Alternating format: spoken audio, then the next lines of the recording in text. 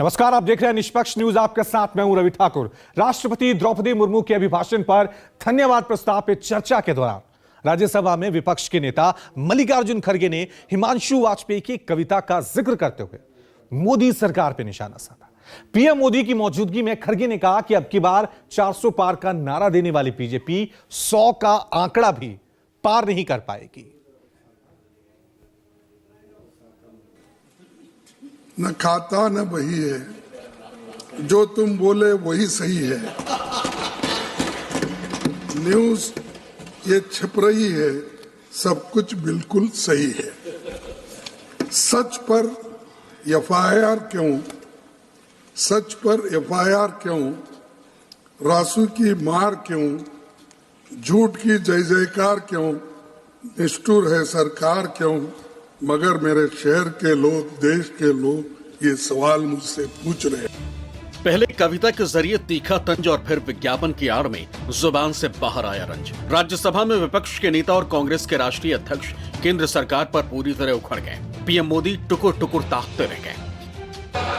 MLA लड़े, MP लड़े, आज आखिरी वक्त इस राज्यसभा में यहाँ के लोग तो पूरा मोदी जी के आशीर्वाद से ही आए हैं और आशीर्वाद से आने के बाद उनका काम है तब प्लीज। ऐसा नोट माननीय खड़गे जी ने आज वाकई में सत्य कहा और सत्य के अलावा खुद से कहा, उसको प्रूव कर दिया।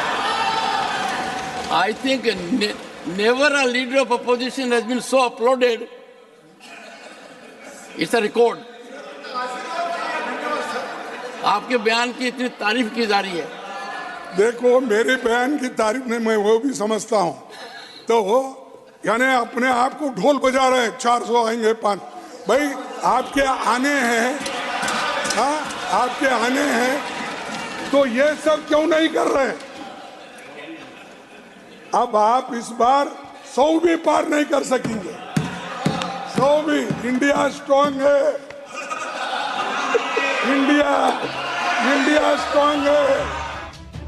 अपने लंबे भाषण में कांग्रेस अध्यक्ष ने आधुनिक भारत के निर्माण में पंडित नेहरू के योगदान का ब्यौरा दिया तो लगे हाथ मौजूदा हुकूमत पर दलितों आदिवासियों का आरक्षण घटाने का भी इल्जाम जड़ दिया। हालांकि बीजेपी ने खड़गे के सभी आरोपों को अनाप शनाप कहकर खारिज कर दिया। इसीलिए आजादी के बाद पंडित जवाहरलाल नेहरू जी ने यही काम किया, शिक्षा के लिए प्रथम स्थान दिया। उन्होंने कहीं प्राइमरी स्कूल से लेकर अपनी योजनाओं में हाई स्कूल, कॉलेजेस सभी, और उसके बाद आईआईटी जैसे इंस्टीट्यूशन भी उन्होंने खोला और ये इंस्टीट्यूशन देश के विजन बने। और जब हम देश के लिए जो एक विजन बना के चलते हैं तो वो बहुत दिन चलता है, लेकिन उसको छोड़ के सिर्फ अपने ही काम पे पीछे जाता है। ये सब एजुकेशन, जो टेक्निकल एजुकेशन हो और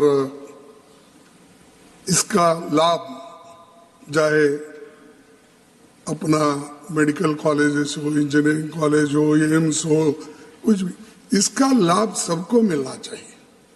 इसीलिए तो एक तो संविधान में शेड्यूल कास्ट, शेड्यूल ट्राइब्स के लिए और ओबीसी के लिए भी रिजर्वेशन बनाया गया। कोई क्वालिफिकेशन बढ़ाना, कोई एक्सपीरियंस बढ़ाना, कोई एज का, ऐसे सारे चीजें लाके ये एससी, एसटी, ओबीसी के बच्चों को कैसा काटा जाए, ये चंद लोग सोचते हैं। और इसके ऊपर कोई भी सरकार इसको जांच नहीं करती, उनके लिए कोशिश नहीं करती, तो ये बहुत बड़ा जो हमारे देश के लिए नुकसान है।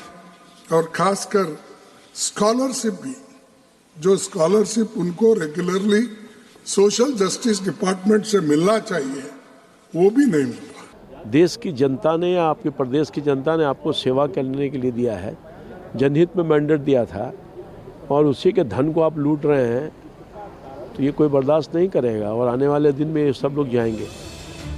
राज्यसभा में खड़गे ने बेरोजगारी और बढ़ती महंगाई के लिए भी मोदी सरकार को जिम्मेदार ठहराया, लेकिन सभापति जगदीप धनखड़ ने उनसे अपने दावे के समर्थन में सबूत मांग लिया।